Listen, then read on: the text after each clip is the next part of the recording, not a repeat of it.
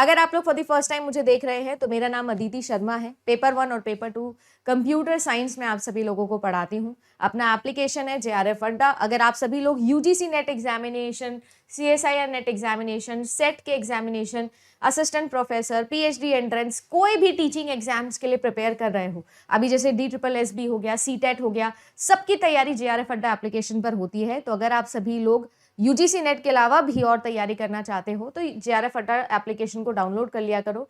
YouTube की सभी classes की PDF आपको मिलती है और साथ ही साथ पूरा के पूरा जो आपका लाइव कोर्स है वो आपको मिलता है। एटम 2.0 ये आप लोगों का बैच है जो अभी इस वक्त रनिंग के अंदर है। यहाँ पर आपको 12 महीने और 6 महीने दोनों की जो वैलिडिटी है वो प्रोवाइडेड है।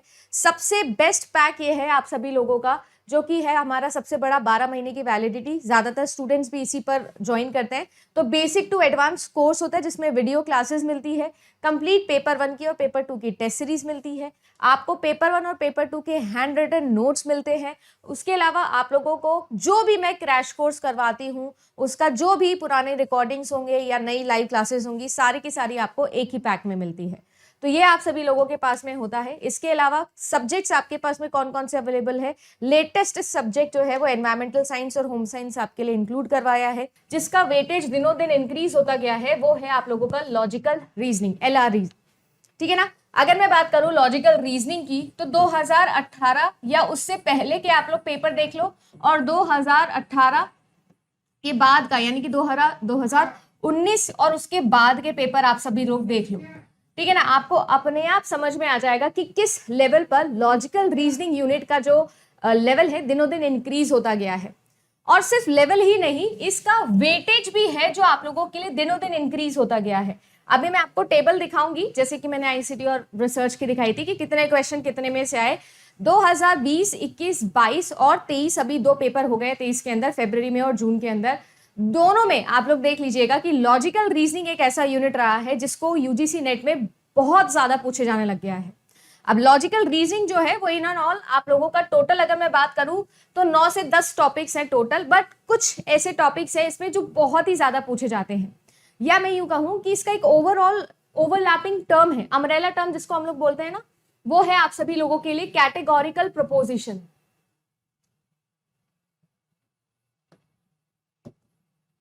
कैटेगोरिकल प्रपोजिशन ये एक आप लोगों का अम्ब्रेला टर्म है, ये एक टॉपिक है जो सबसे ज्यादा आप लोगों के पेपर 1 के लॉजिकल रीजनिंग वाले यूनिट के अंदर आपसे पूछा जाएगा ही जाएगा। ऐसा इसलिए होगा क्योंकि आप सभी ध्यान से देखें तो लॉजिकल रीजनिंग नाम से ही समझ में आता है। रीजनिंग तो आप सभी लोग बचपन से पढ़ते आए हो, है ना। रीजनिंग मतलब रीजन लगाना, लॉजिक्स लगाना, जिसके बिहाफ पर कंक्लूजन्स निकालना। यहां पर ये जो लॉजिकल वर्ड है ये इसको अपेंड करके और बोलता है कि किसी भी रीजन या किसी भी लॉजिक के पीछे की क्या थ्योरी है वो यहां पर हम लोगों को पढ़नी होती है ना। कंप्लीट एनालिसिस आप लोगों का यहां पर होगा लॉजिकल रीजनिंग यूनिट के अंदर। कंप्लीट थियोरेटिकल कॉन्सेप्चुअल क्लैरिटी के साथ में आपको चलना पड़ेगा कि कोई भी रीजन, कोई भी लॉजिक, कोई भी पैटर्न के पीछे क्या लॉजिक है, ये सारी चीजें। और इसी को हम लोग कैटेगोरिकल प्रपोजिशन के अंदर सबसे ज्यादा पढ़ते हैं। इसके मैं कुछ एग्जांपल देखती हूँ क्योंकि देखो हम ये टर्म नहीं सुनते हैं, हम सबसे ज्यादा टर्म सुनते हैं कि किससे क्वेश्चन बना, स्क्वायर ऑफ ऑपोजिशन से आपका क्वेश्चन बना, है ना। आप लोगों का क्वेश्चन जो है वो फैलेसी से बना, आप लोगों का क्वेश्चन जो है वो मूड्स एंड फिगर से बना। ये सारे के सारे टॉपिक किसके अंदर है, मतलब इनका जो एकदम अम्ब्रेला टर्म है, फादर टर्म है, पेरेंट टर्म है, वो क्या है, कैटेगोरिकल प्रपोजिशन। आप सभी लोगों से क्वेश्चन जो है वो सिलॉग का बना, ये सब क्या है, ये इसी के अंडर आता है।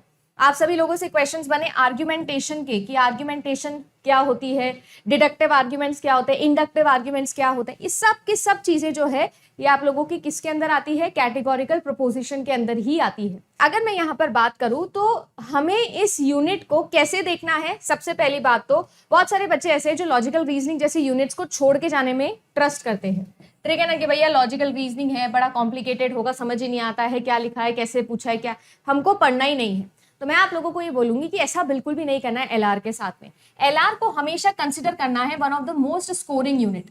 अगर मैं आप सभी लोगों से बात करूं तो 2023 एग्जामिनेशन का ही एक ऑब्जर्वेशन था मेरा।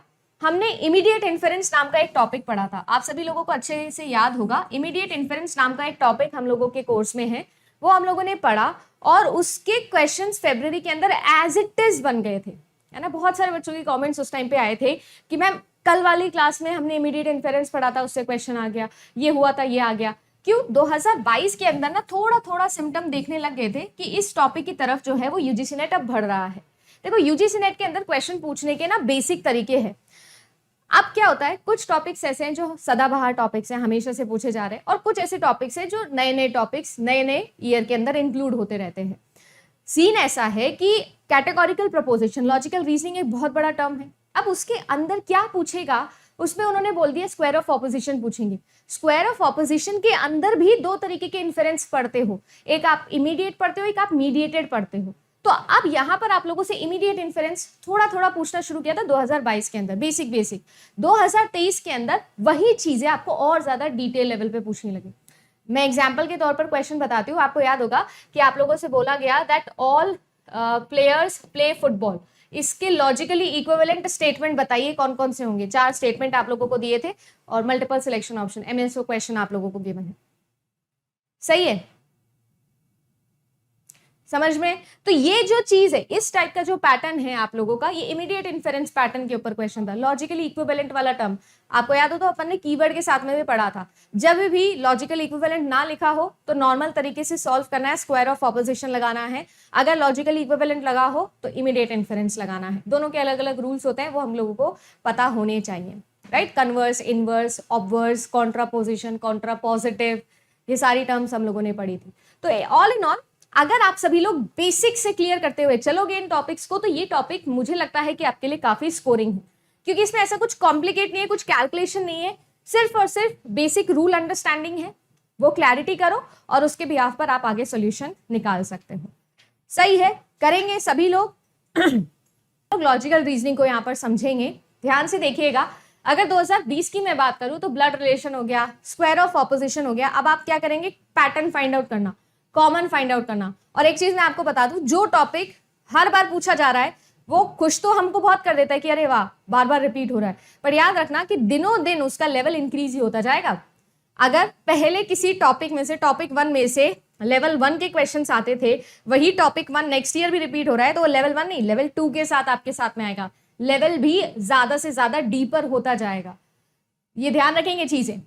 देखो स्क्वायर ऑफ ऑपोजिशन हो गया आप लोगों का, यहां पर भी है, यहां पर भी है, यहां मतलब हर जगह है स्क्वायर ऑफ ऑपोजिशन। तो स्क्वायर ऑफ ऑपोजिशन तो मेरे को ऐसा लगता है कि एक ऐसा यूनिट है जो आप छोड़ ही नहीं सकते हो। ये तो ऑक्सीजन है लॉजिकल रीजनिंग का, ऑक्सीजन है, ये तो छोड़ना ही नहीं है। तो ये चीज याद रखेंगे। आगे देखिए आप लोग, ब्लड रिलेशन हो गया, पजल्स और सिटिंग अरेंजमेंट हो गया, डायरेक्शन सेंस हो गया, क्लॉक एंड कैलेंडर हो गया, फैलेसी हो गया, इंडियन लॉजिक ऑफ कोर्स एक बहुत बड़ा डोमेन है ना। जैसे कि मॉडर्न थिंकिंग के बिहाफ पर फैलेसी हम लोग पढ़ते हैं, वैसे ही इंडियन थिंकिंग के बिहाफ पर जो है वो हम सभी लोगों को इंडियन लॉजिक सिस्टम पढ़ना होता है। तो इंडियन लॉजिक एक आप लोगों का बहुत बड़ा पार्ट हो गया, ठीक है। ये सारे के सारे पार्ट्स में कुछ टॉपिक रीजनिंग के अंदर हम लोग पढ़ लेते हैं। जैसे अगर आप मेरे पेड कोर्स में एनरोल हो तो मैं कुछ पार्ट आप लोगों को मैथमेटिकल रीजनिंग में पढ़ा देती हूँ, जैसे कि डायरेक्शन हो गया, जैसे कि क्लॉक एंड कैलेंडर हो गया, सिटिंग अरेंजमेंट हो गया, है ना। बट यहाँ पर भी वो पढ़ सकते हो आप लोग। अगर आपको याद हो तो मैंने जून वाले एग्जाम के जस्ट पहले लास्ट के दिनों में आप लोगों को ये दोबारा से रिवाइज करवाया था कोर्स पे। फिर आपका ब्लड रिलेशन हो गया, डायरेक्शन, क्लॉक हो गया, फैलेसी हो गया, इंडियन आप लोगों का लॉजिक हो गया, ठीक है। डायरेक्शन, इमीडिएट इन्फेरेंस, मैंने जैसा कहा ना 2022 के अंदर हल्का हल्का हिंट देना शुरू किया था, उसके बाद तो किंग बन चुका है इमीडिएट इन्फेरेंस। 2023 फरवरी में तो सबसे ज्यादा, कभी कभी तो एक एक शिफ्ट के अंदर 2-2 सवाल आप लोगों के बन गए इमीडिएट इन्फेरेंस के। और छोटा सा कॉन्सेप्ट है, सिर्फ 3 टाइप के आप लोगों को स्टेटमेंट समझने हैं। ऑब्वर्स क्या होता है, कन्वर्स क्या होता है, कॉन्ट्रापोजिशन क्या होता है, बेसिक, और उसके बिहाफ पर आप लोग सॉल्व कर सकते हो, ठीक है। फिर इसके अलावा आप लोगों का कुछ नया यहाँ पर नहीं लिखा है, सेम ही टॉपिक है जो बार बार रिपीट हो रहे हैं, सेम ही टॉपिक है, ठीक है ना।